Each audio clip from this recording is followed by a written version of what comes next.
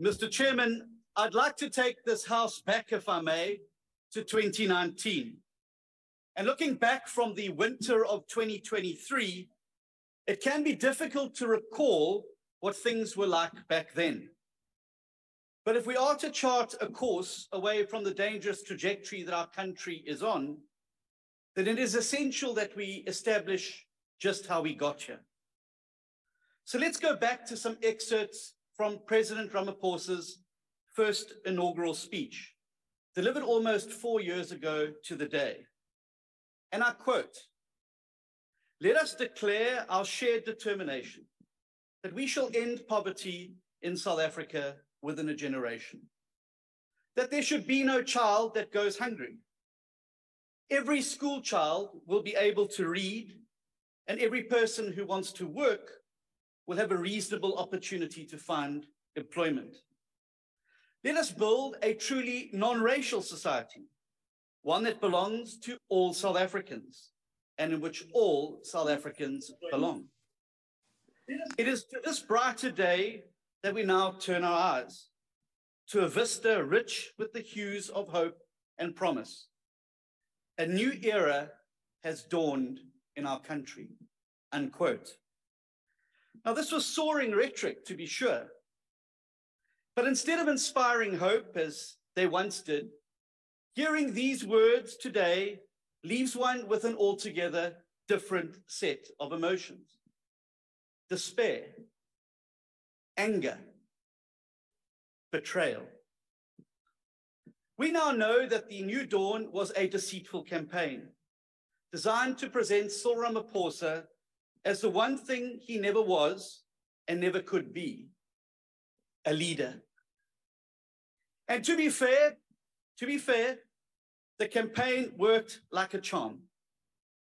Millions of South Africans put their faith in Mr. Ramaphosa.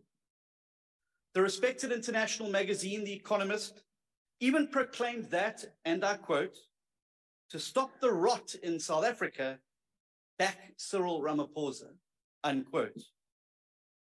But 4 years later, the president has broken every single one of the promises he made in his inaugural speech. And in fact, if we're honest, he lately barely seems interested in the job. And the meandering hour and 15 today just proves that. He's like somebody who's quiet quit a long time ago. Now, given the regurgitation of the same promises again today, let us remind ourselves of what was promised and what he did. He promised to end poverty. What he has done and what he did is increased it dramatically. He promised clean and accountable government. What he did was stuff dollars into a couch at Phala Phala. He promised that no child would go hungry. And what he did was to ban food distribution at schools during the COVID pandemic. What he did was cause child hunger to skyrocket by 50%. 1 in 3 children today goes to bed hungry. What he did was plunge South Africa into stage 6 load shedding, because corrupt cadres have to eat, after all, while the people starve. What he did caused our currency to lose over 40% of its value since he became president.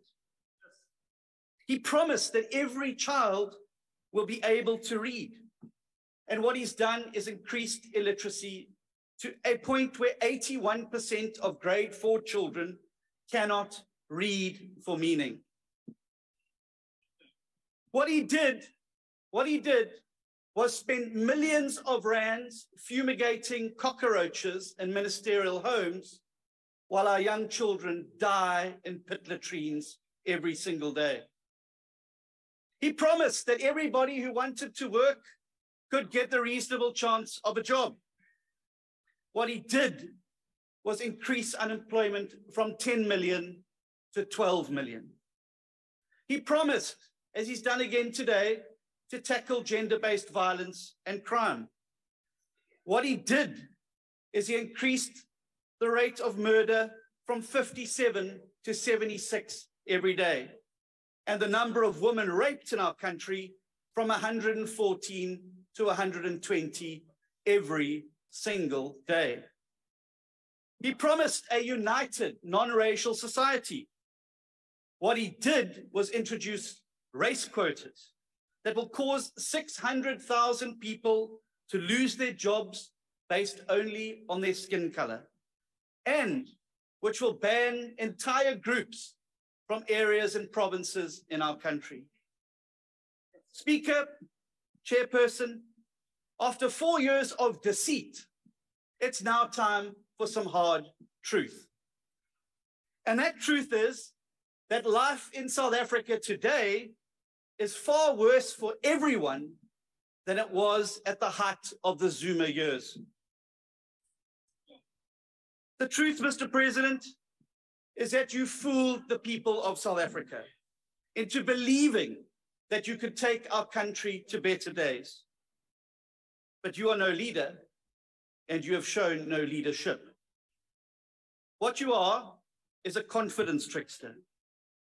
A confidence trickster who milked your connections to become a billionaire and then left South Africa down and in the dirt, bleeding once you were done with us. But the jig is up, Mr. President. The business people who once sang your praises can't walk away from you fast enough. The Reserve Bank that breathed a sigh of relief upon your election is now warning that your love affair with a warmonger could soon result in sanctions. Your legal advisors have told you not to challenge the Pala Pala report in the High Court ruling because they know you will lose. And on top of all of that, the EFF is busy executing a reverse takeover of your party at a municipal level. Now, we all know that today and tomorrow, you will return to the podium with red herrings like grandstanding and point scoring. But the cold, hard truth is that in the end, Mr. Ramaphosa is just another ANC cadre who's betrayed our country. There's no more space or time for us to delude ourselves into believing that some cadre in shining armor is going to come and save the country.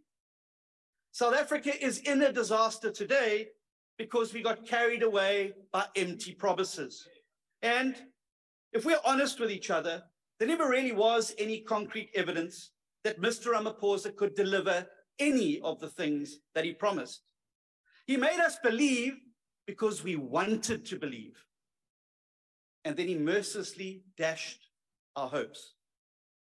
And what we need to do now is to look to hard evidence of delivery, not more of the bland and broad promises that we heard today. And we need to look at this as we choose how we go into the election next year. We need to choose deeds of delivery over worthless words. And that is precisely what my party, the Democratic Alliance, is offering the people of South Africa. And you don't have to believe our promises. You just have to believe your own eyes. Where the DA governs, we are actually lifting people out of poverty. The DA-run Western Cape has the lowest unemployment and the lowest poverty rate in the entire country. Where the DA governs, food distribution Honourable members, order. Where the DA governs, food distribution for hungry children continued throughout lockdown, despite this government's best efforts to stop it. It's a DA that's fighting to address the cost of living crisis by calling for the cutting of fuel levies and an expansion of the basket of VAT-free basic foodstuffs. DA-run Cape Town is the first city to start meaningfully cutting load shedding. And in fact, Cape Town's infrastructure budget is now bigger than eThekwini and Johannesburg's infrastructure budget combined, with 73% of that going to be targeted at poorest residents. In the DA-run Western Cape, double as many children can read for meaning compared to the rest of the country. And we have already invested 1.2 billion rand in reversing learning losses from COVID. But you don't have to believe me. In the previous quarter, your own government's job statistics showed that 98% of all net new jobs were created in the DA-run Western Cape. The provinces run by your party accounted for just 2%. Ratings Africa confirmed that of the all top 5 municipalities in the country, including the best-run metro, are all DA-run municipalities. And just yesterday, we received the spectacular news that the DA-run Western Cape has reduced the murder rate by an unprecedented 14%, with sexual offences down 2%.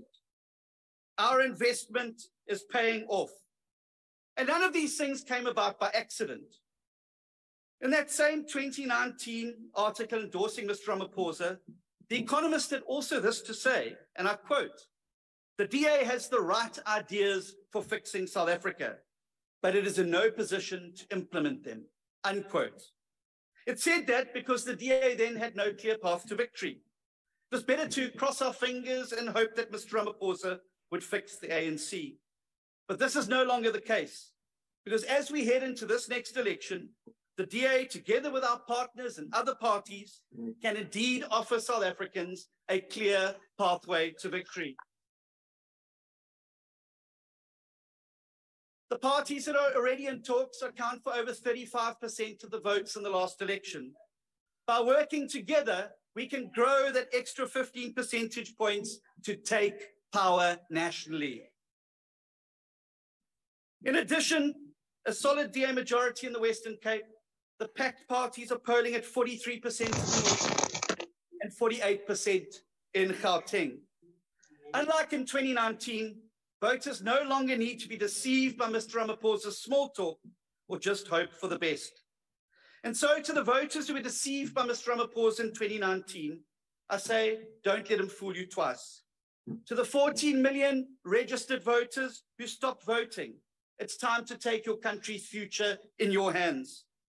To the 13 million more people who are not even registered to vote, I say you matter. Your voice must be heard, and your vote can save the country we love. As for Mr. Ramaphosa, to you, sir, I say, you have a great future behind you. We all know that you quit on us a long time ago.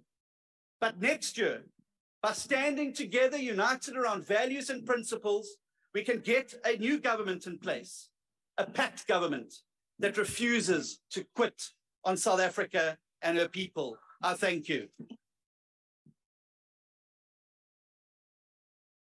All honourable members.